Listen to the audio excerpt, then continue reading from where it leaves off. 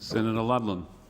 Thank you, Mr Acting Deputy President. I'll rise to make some remarks on the Telecommunications Legislation Amendment Fibre Deployment Bill. And it's not before time. This bill is very similar to the Fibre Deployment Bill that was introduced in 2010, which lapsed when the last Parliament was dissolved for the election. And of course, many witnesses who gave evidence for the first turn of the wheel, the first iteration of the bill, pointed out some quite serious flaws, which the government has then come back and addressed and served up something that's actually quite different. The similarities are that the bill answers the question about what happens is this gigantic retrofitting exercise that's about to really get underway at a large scale of fibre infrastructure to most of the premises in the country. What will happen to what's being built while that rollout is occurring? What happens to the estimated 1.9 million new premises that are going to be built while the NBN is rolling out, making sure that we're not going to leave those people behind? The whole point of the first iteration of the bill and this is to ensure that new developments have access to fibre technology as they're being built. That, of course, reduces the cost of retrofitting, which is estimated to be roughly $1,300 a lot or unit where no passive infrastructure has been supplied. And I didn't detect anything in Senator Birmingham's comments that undermined, I suppose, the general premise of the bill. Let's not leave people behind, and let's not send technicians and people back down streets that have only just been built to dig trenches to put the infrastructure in if it could have been done at the time. The key distinctions and differences between this bill and its predecessor are that this one sets out the key requirements and doesn't leave tasks to subordinate legislation. So we've got a much better idea of where the government is heading and we won't need to wait for the regs. That was largely, I think, because of timing. Some significant issues that weren't resolved in 2010 have since been resolved and clarifying. Obviously, senators will be very well aware this year has seen a number of major milestones, including, most obviously, at least a better definition of the heads of agreement. Now, while that has not been put to Telstra's shareholders, I think there's a general sense now that we know where this whole process is heading, and that, of course, is crucial to NBN's understanding, NBNCo's understanding of how it will access existing infrastructure. Teething problems that were experienced when NBNCo was very new and when the government and Telstra were in negotiation, I think have now been greatly clarified. The bill therefore sets out that NBNCo is the infrastructure provider of last resort in new developments.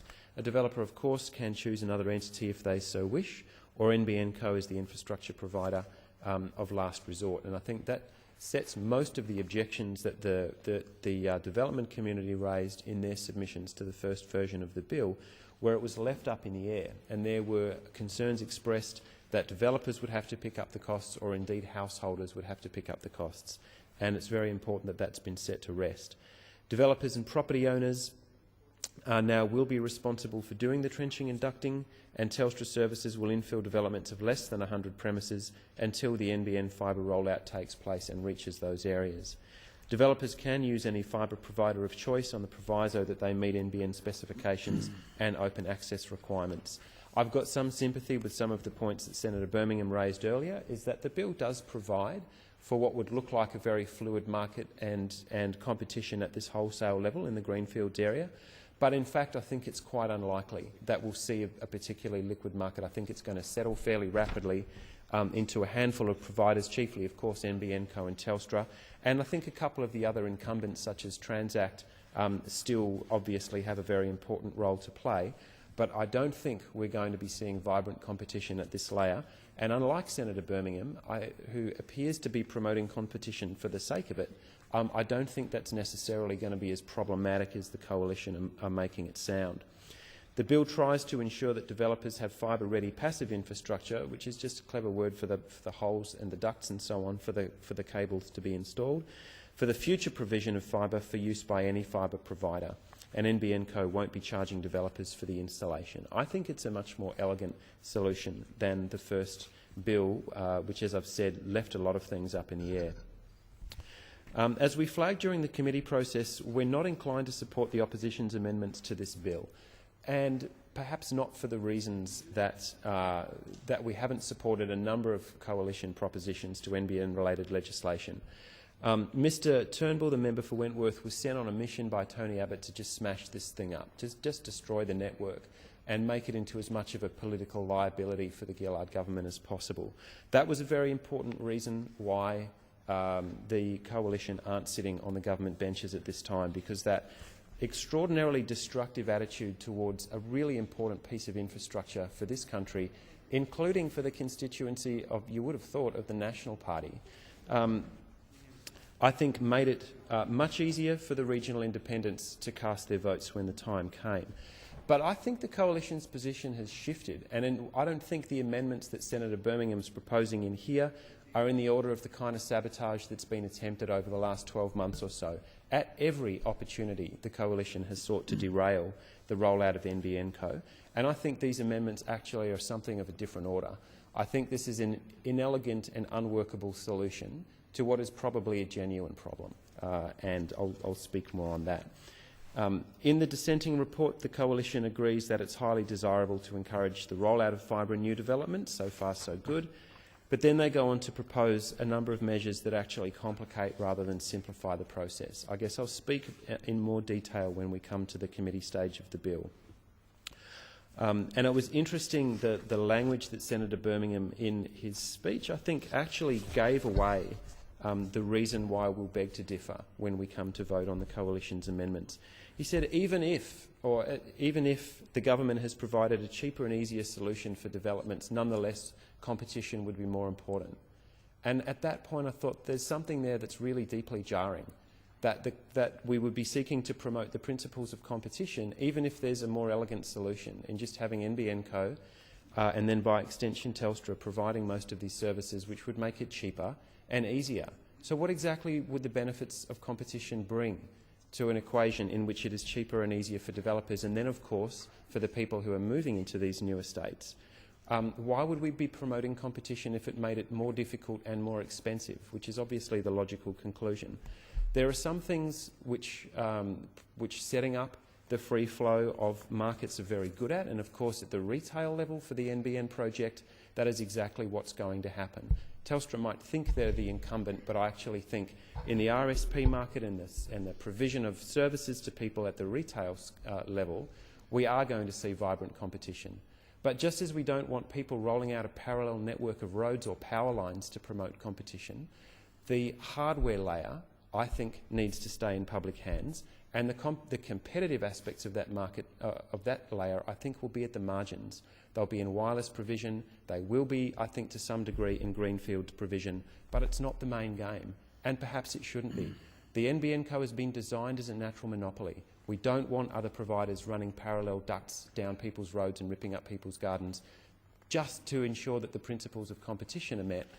The hardware layer and the wholesale layer, I think the government's got it quite right, and this goes back to the debates that we were having over the last 24 months or so on the disaggregation of Telstra and the structural separation of the wholesale and the retail arms. And I think all this bill is really doing is bringing that process to a logical conclusion with some carve-outs for incumbents like Transact, who've already made themselves a legitimate space in the market and have actually been doing quite well, them and a number of other providers. The NBN, of course, is a very large project, and with projects of this size, transitional arrangements are going to be necessary. As much as we would like the NBN to be in place today, it's not possible to simultaneously extend it to all Australians all at the same time, and nor is it possible to extend the NBN to all small developments across the country. There's quite a delicate balance here to be struck between not wanting copper to be installed in greenfield developments that are then going to get ripped out in 12 months' time when NBN Co comes past, but also not forcing NBN Co or other fibre providers to run effectively exhaustively long extension cords out to places which are nowhere near the first and second release sites of NBN Co. So we recognise the difficulty that is inherent in the transitional nature.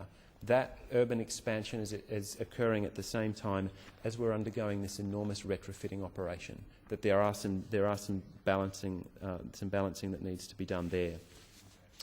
The NBN, of course, will provide 93% fibre coverage to Australian premises, to homes, to schools, to businesses and so on. And the fact that the Coalition are still out there trying to bring this project down is just a source of unceasing amazement. I would have thought it would have been fairly clear that the outcome of the last election, for the first time in my experience, hinged on communications issues. I think that's a really healthy thing. In this age where the communications sector and everything that it underpins makes up such an important part of our economy, brings us closer to the rest of the world as our region lights up and as the rest of the world lights up. I think this is exactly what the Australian government should be doing, and it rolls back some of the cloudy and very confused rhetoric that I think is surrounding provision of what are effectively utility services, that the market will take care of it. Some things the market will take care of very well and some things it won't. If the market had been able to take care of it, we wouldn't need the NBN because it would have already happened. We had the full privatisation of Telstra, which the Nationals supported. That was meant to bring perfect competition along and the free market would take care of everything. And of course, the obvious happened. The profitable areas of our cities and towns were very well served and in some cases overbuilt with competitive infrastructure, and the regions were stranded. We predicted that that would occur. That was exactly what occurred. If you're going to provide infrastructure of this kind to regional areas, it's going to be more expensive, and then you've got a choice. Do we want to make it more expensive for customers in regional areas to access this infrastructure? In which case, just let the market rip, and fibre will go out to where the market can afford it. Or do we want to do what we've done with electricity, with water, with transport infrastructure, and with gas, where it's been reticulated, which is make sure that everybody in Australia gets to pay the same no matter where they live. There will be some disadvantages to living in regional areas that no amount of infrastructure will be able to provide for. Not every town is going to have a big teaching hospital, and not every town is going to get the hardware for the fibre for the NBN.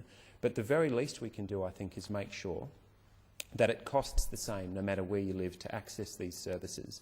If you're going to do that, the cities are going to need to subsidise the bush. It was uncontroversial when we did that with water and electricity and transport, and I don't see that it should be controversial that we're doing it with communications, particularly given the importance of this sector. The other thing that I think the opposition continually forgets is that this isn't a public investment that will pay for itself in time. NBN Co is not a government department. It is a corporation that will run for profit, but it will run for profit with the imprimatur of shareholders who hold seats in this parliament. As senators are no doubt aware, and as Mr Quigley of NBN Co is no doubt becoming quite weary, we can call senior levels of NBN management into estimates committees, into the joint committee which was set up to watchdog this project, and we can actually keep the company on a tight leash in the way that we couldn't with Telstra once we flogged it off.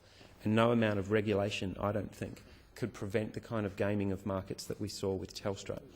And that, I think, is the great advantage of the Commonwealth building this infrastructure and, in a very conscious and premeditated way, subsidising regional areas to get this world-class infrastructure. How the National Party have found their way to opposing something like that, I'm absolutely at a loss to explain. Perhaps Senator Joyce can explain that for us. But we have here a model that, for the first time, will actually bring world-class broadband. It'll leapfrog us ahead of a number of other countries, not just for the inner cities, not just for central Melbourne, not just for Fremantle, but for remote Aboriginal communities in the northwest of WA, for regional communities in Tasmania, and to places that can't even get dial-up at the moment. And I think that is a profoundly important project. And it's one of the things that there are a number of reasons why many people in here are hoping that Tony Abbott is not successful in his project of just smashing the government and getting an early election, because I think the NBN would be a casualty. And I hope that the electorate offices and the phone lines in National Party offices and in regional MPs' offices are ringing by people saying, what on earth are you doing trying to pull this project apart? It cost you, arguably, it cost you the Treasury benches and the seat of government.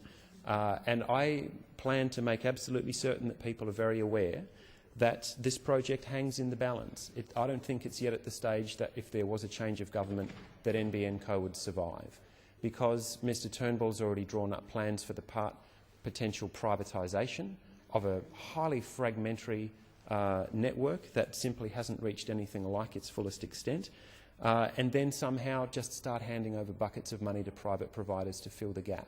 It didn't work in the 13 years that the Coalition were in government last time, and I can't imagine why we think it will work now. This is not an anti-market position either. I think the free market and competitive markets will have a very healthy role to play at the retail level. But I think it's time now to just get on with the job of the volume rollout. It'll be ably watchdogged by the Joint Committee and by the other institutions and levers that this Parliament can bring to bear. Let's just get on with it. And I look forward to debating some of the Coalition's proposals, which I think, unlike some previous amendments that we've seen, have been advanced in good faith. And I look forward to the long overdue passage of this bill.